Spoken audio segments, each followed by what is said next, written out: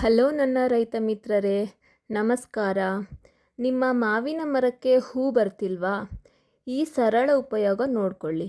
ಮಾವಿನ ಮರದಲ್ಲಿ ಹೂ ಬಿಡಿಸಲು ಮ್ಯಾಂಗೋ ಸ್ಪೆಷಲ್ ಸ್ಪ್ರೇ ತುಂಬ ಉಪಯೋಗ. ಕೀಟ ಮತ್ತು ರೋಗವನ್ನು ಸಹ ಕಡಿಮೆ ಮಾಡಿಕೊಳ್ಳಿ. ಈ ವಿಡಿಯೋ ಕೊನೆಯ ಭಾಗದಲ್ಲಿ ಮಾವಿನ ಮ್ಯಾಂಗೋ ಸ್ಪೆಷಲ್ ಸ್ಪ್ರೇಯ ಡೀಟೇಲ್ಸನ್ನು ನಾನು ಹಾಕಿರ್ತೀನಿ.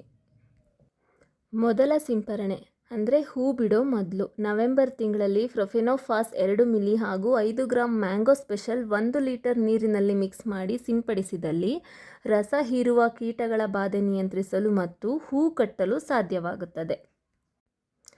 ಎರಡನೇ ಸಿಂಪರಣೆ ಡಿಸೆಂಬರ್ನಲ್ಲಿ ಹೂ ಬಿಡುವ ಕಾಲದಲ್ಲಿ ಜಿಗಿಹುಳು, ಜಿಬ್ಬು ರೋಗ ಮತ್ತು ಹೂಗೊನೆ ಕೊಳೆತಗಳಿಂದ ರಕ್ಷಿಸಲು ಡಿಸೆಂಬರ್ ಕೊನೆ ವಾರದಲ್ಲಿ ಅಥವಾ ಜನವರಿ ಮೊದಲ ವಾರದಲ್ಲಿ ಮೋಡ ಮುಚ್ಚಿದ ಅಥವಾ ಮಂಜು ಕವಿದ ವಾತಾವರಣದಲ್ಲಿ ಬೂದಿ ರೋಗ ಹೆಚ್ಚಾಗಿ ಕಾಣಿಸಿಕೊಳ್ಳುತ್ತದೆ.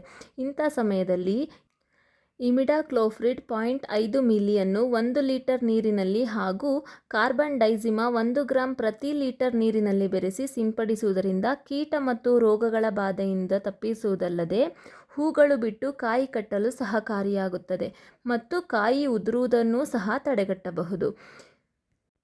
ಇನ್ನು ಮೂರನೇ ಸಿಂಪರಣೆಗಾಗಿ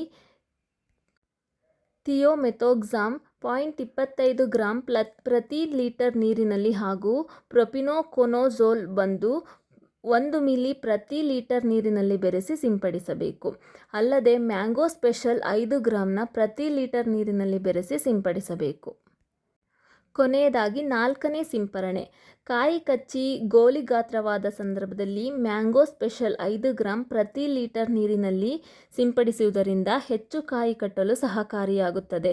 ಏಪ್ರಿಲ್ ಮತ್ತು ಮೇ ತಿಂಗಳಲ್ಲಿ ಹಣ್ಣಿನ ನೊಣದ ಹಾವಳಿ ತಪ್ಪಿಸಲು ಮೀಥೈಲ್ ಯುಜಿನಾಲ್ ಹಾಗೂ ಮೋಹಕ ಬಲೆಗಳನ್ನು ಅಳವಡಿಸಬೇಕು. ಹಣ್ಣಿನ ನೊಣದ ಬಾಧೆಯನ್ನು ತಪ್ಪಿಸಲು 1 ಎಕರೆಗೆ 6 ಕೀಟಾಕರ್ಷಕ ಬೆಲೆಗಳನ್ನು ಅಳವಡಿಸುವುದು ಉತ್ತಮವಾಗಿದೆ. ಹಣ್ಣಿನ ನೊಣದ ಬಾಧೆಗಳಿಗೊಳಗಾದ ಮಾವು ಮತ್ತು ಹಣ್ಣಿನ ನೊಣದ ನಿವಾರಣೆಗೆ ಮೋಹಕ ಬಲೆಗಳನ್ನು ಅಳವಡಿಸಬೇಕು.